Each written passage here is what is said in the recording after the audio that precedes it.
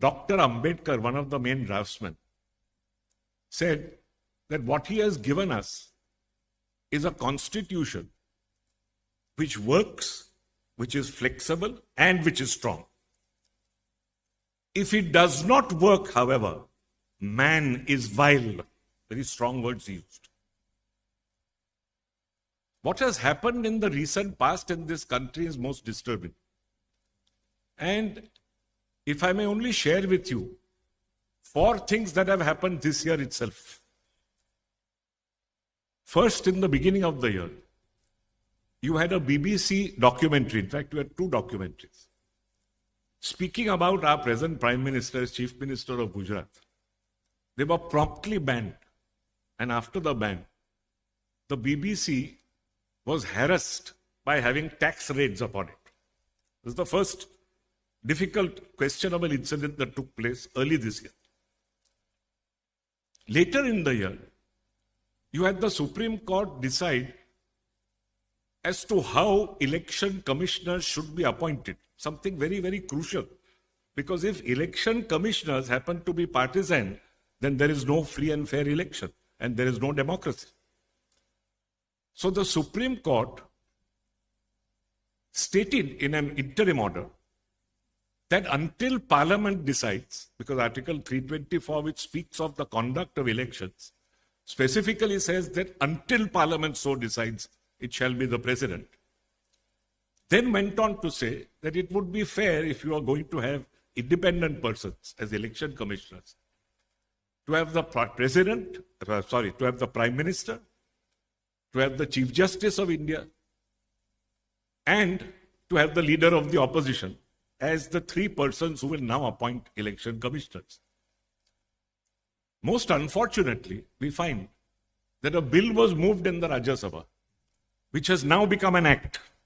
Of course, it will go to the Lok Sabha and become an act in no time, in which the Chief Justice is substituted by a minister appointed by the Prime Minister. Now, this is the second most disturbing feature, because if, as a matter of fact, you are going to get the Chief Election Commissioner and other election commissioners appointed in this fashion, free and fair elections are going to become a chimera. So, this is the second disturbing fact that we found this year itself. The third disturbing fact that we found this year is a governor of a traditionally minority government state, that is Kerala, sitting over bills for periods of up to 23 months. When the Supreme Court rapped him on his knuckles, what did he do? There were 8 such bills. 1 bill was assented to. 7 bills were referred to the President. Now, this again is a very disturbing feature, because if there's a wholesale reference to the President, then the legislative activity of the states comes to a standstill. Because unlike a governor sending back a bill, and then after it is sent back, the governor then has to sign it. Once it lands up at the center's door and the center says no, that's the death. That's the death of the bill. It's over. So this was the third most disturbing feature this year. And the fourth had its impact, a tremendous impact on federalism, which was the recent Supreme Court judgment on the abrogation of Article 370. Now, the recent Supreme Court judgment, I'll deal with a little later, but suffice it to say that the moment a state is divided into 2 union territories, which is what was done here, the first question is, why was this done? What was the need? Because you had already had President's rule in the state. You were administering it from the center. So why did you need this? You needed this because you wished to bypass a very, very important article in Article 356, sub-Article 5. Now, 356 essentially deals with circumstances in which there is a constitutional breakdown in a state and the center takes over. But then it is hedged with conditions. One of the most important conditions being as to time. In no circumstance can it go beyond 1 year. This is very important to remember. In no circumstance, except two, which is given in 356(5). And neither of them obtained. First circumstance is that you should have a national emergency. And the second circumstance is that the election commission should say that elections are not possible in that state. Neither of which obtained. So how do you bypass this? You bypass it by this ingenious method of making the state union territories, where you have direct central control and no problem as to time. So essentially what has happened is that this could have continued until the Supreme Court decided the matter. In fact, it took 4 years for the Supreme Court to decide the matter.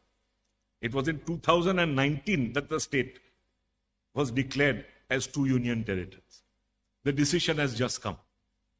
And elections, hopefully, are going to be held by September next year. So we have had no democratic government in this state for 5 years, which could have continued indefinitely. This is a very, very, very disturbing feature. And the Supreme Court did not decide this question.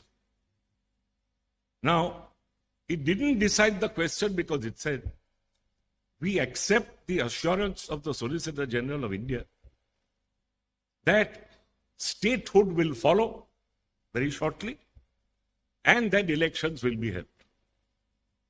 Now, I remember I had said in Shreya Singhal, which was one of my early judgments, when a similar assurance was given to me by the very same Solicitor General, that governments may come and governments may go, but Section 66, capital A of the Information Technology Act goes on forever.